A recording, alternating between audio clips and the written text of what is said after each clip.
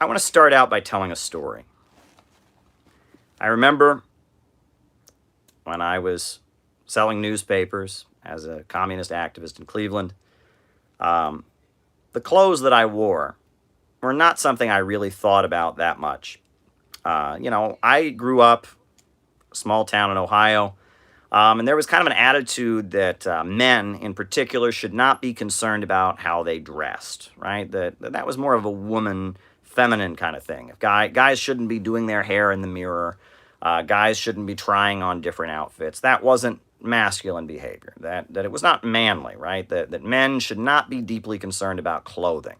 That was kind of the attitude that I grew up with in my small town and my family and such. So I didn't really think that much about how I dressed. I mean, I had certain clothes I would wear. I wore a nice suit and tie when you went to church on Sunday morning. If you went to a wedding or a funeral, you might dress nice. On other occasions, you'd wear jeans and a t-shirt. You just didn't pay that much attention to how you dressed, right? You didn't want to dress too sloppy. But you didn't want to dress too fancy either. You just wanted to just have a kind of a normal jeans and a t-shirt, sneakers, they didn't call them that, tennis shoes. That was the normal way you dressed, and you didn't think too much about it. That was just how people dressed, and that was how I dressed, and that was that. Um, I remember one group that I was around when we used to sell communist newspapers on the street. We had political t-shirts we would wear. T-shirts that were like symbol, I think we had ones that like Bush wanted for mass murder or something like that. We would wear that. I never really thought too much about it until there was a friend of mine who was in this political group I was in. And he got a job with the SEIU, the Service Employees International Union, SEIU. And I remember he was complaining about his new job with this labor union. And he said, they make me wear a suit all the time. They make me wear a suit all the time. And this is not good. This is not working class because when I go to talk to my union members that I work with, I'm wearing a suit. I look more like a boss. I don't look like an average person when I put on a suit and I go to try to talk to people in a factory. And he just didn't like it. He didn't like the idea of wearing a suit to do his job as a professional union organizer working for the SEIU. I remember thinking about that. And then I met another older guy, an older socialist, and he told me an interesting anecdote. He told me about how he recalled at one point when he was selling socialist newspapers, they would go to downtown Cleveland. And they would go to the area where some of the nicer bars and restaurants were, and that people from working class neighborhoods in downtown Cleveland would go and celebrate on a Friday night. They'd go to a fancy restaurant, they'd go dance at a club, they would go to, nicer places. And folks who worked in factories, Cleveland used to have vast industry in the 1970s and 80s, garment factories, stamping. They had a metal stamping facility. There's the steel mills. You can look down by the river, the big steel mills, and that a lot of working class people who worked in industry would go and party Friday night, bars, restaurants, and whatnot. And this socialist group used to sell their newspaper there. And there were two different socialist groups that used to sell their newspaper on this corner in Cleveland. And that one of these socialist groups would show up in, flannel shirts that were ripped, in jeans that were ripped, and they thought that by looking as ripped up and, unkempt and not well groomed as they possibly could, that this was more working class. And so there'd be working class people in Cleveland who'd be on, it'd be Friday night. They're out with their girlfriend or whatever, and they're enjoying Friday evening. And they would see one of these college-aged Trotskyites walk up to them with their gnarly, ripped-up jeans and all of that. And they would look the other way. They didn't want to see them. This was Friday night. This was their night to spend their paycheck. This was their night to celebrate. This was their night to let off some steam. And they took pride in looking nice on Friday night when they went out to work. And they didn't particularly have any desire to engage with some college kid in gnarly, ripped-up clothes. But this other socialist group, they put on a nice jacket. They didn't have a tie, but they, had a nice jacket. And people took them more seriously.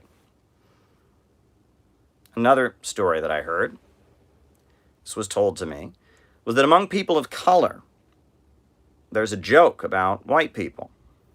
They joke that, how do you tell how rich a white person is the joke. And the answer is by how badly they are dressed. And there's a lot of truth in that, right? That wealthier, middle-class people tend to not pay attention to their physical appearance, especially younger college students, whatnot. But working-class people that are looking for a job, that are struggling, they pay a lot of attention to how well they dress. I thought that was an interesting observation. And then I'll never forget the day that I was in Lordstown, which is a small town, and I was handing out leaflets to auto workers, members of the United Auto Workers Union, about how their auto plant, UAW, Chrysler plant, was closing down. I was handing out leaflets, and I was wearing shorts, and I was wearing a t-shirt, and I had long hair, and I had a beard. And as I was handing out leaflets to these auto workers at this auto plant, I just didn't feel right. I just didn't feel right about it. And I thought for a moment, right? Because I remembered my friend who had worked for the Service Employees International Union, SEIU, complaining about how they made him wear a suit. And then I had a thought. I said, how many members does the Service Employees International Union have? How many members does my communist group have? And it occurred to me that maybe, just maybe, this idea that wearing suits is somehow not revolutionary was wrong. And that maybe, if you want to approach the working class and win them to socialism, maybe you should look presentable in the way you do it, and maybe you should look professional. And it's interesting, you think about it. In working class communities, in working class churches, the ministers wear suits. In working class labor unions, the organizers wear suits. Politicians who expect working class people to vote for them wear suits.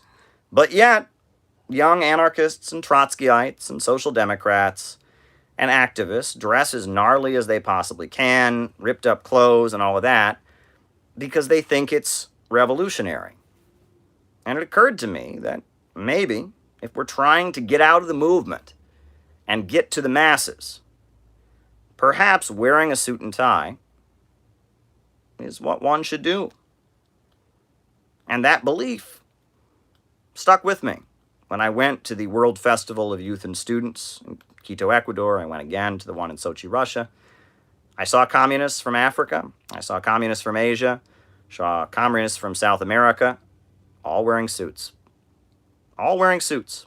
Suits and ties. The communist members of parliament in India, Spain.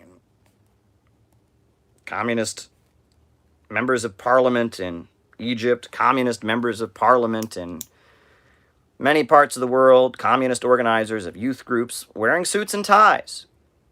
And that maybe this way that the left conducts itself in the United States, where we don't wear suits, Abby Hoffman, or I think it was Jerry Rubin, would say, I don't wear a suit. The suit is the uniform of the oppressor. People who wear suits and ties bomb and kill millions of people all over the world. I will never wear a suit.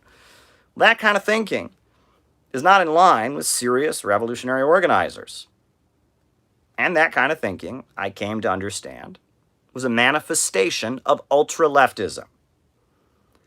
And probably the greatest confirmation of it that I ever received was when a student I was working with, there was a student group that I was kind of mentoring and cooperating with called Students and Youth for a New America. And they were invited by the Venezuelan government to come to a ceremony at the United Nations. And they were obviously not the only socialist group that was invited. This other socialist group, which I will not name, was also invited. So they went to the United Nations, one of my proudest moments. And the members of Students and Youth for a New America, being advised by yours truly, they wore suits and ties. And, it's the United Nations, for goodness sakes. But the members of this other socialist group wore jeans and t-shirts with the name of their socialist group on it. When they got to the UN gate, the UN Guard allowed the members of Students and Youth for a New America to go on in, told the members of the other socialist group to go change. And that just cemented in me how correct this position is. That this idea that one should not dress in a suit and tie like a serious political leader, like a serious political organizer, like a serious person who wants to win the respect of people, but instead one should play up some kind of working class aesthetic to try and make oneself feel radical. One should dress like they're going to a punk rock concert or something.